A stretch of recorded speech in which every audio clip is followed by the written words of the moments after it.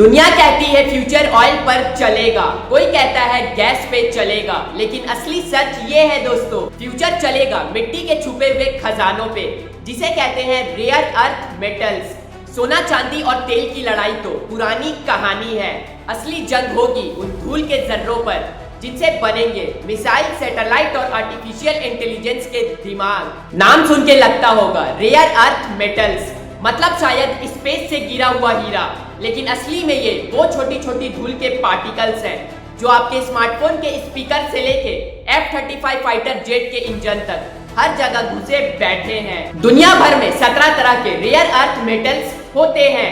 इनसे बनता है missiles, electric vehicle, satellite, fighter jets, AI chip, 5G tower. और शौक की बात तो ये है, चाइना आज दुनिया का 80% रेयर अर्थ प्रोसेसिंग कंट्रोल करता है। मतलब सोचो, देश का फ्यूचर एक देश के गोदाम में बंद हो और बाकी दुनिया भीख मांगने जाए, ये कैसा ग्लोबल बैलेंस होगा। अमेरिका के पास मिसाइल्स है, रसिया के पास गैस है और चाइना के पास वो धूल है जिसमें पूरी दुनिया की सांसें अटकी है।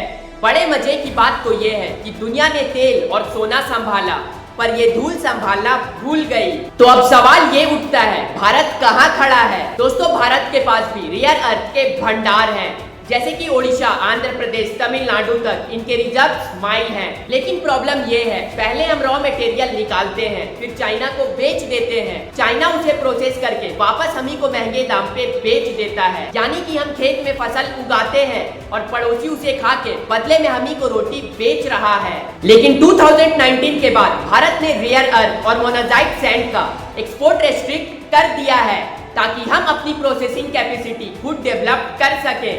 यानी अब लड़ाई सिर्फ मिट्टी की नहीं है, प्रोसेसिंग की रेस है और भारत अभी इस रेस में अपना इंजन स्टार्ट कर रहा है। जो धरती माँ की गोद में छुपी मिट्टी, वही कल देश की तलवार बनेगी।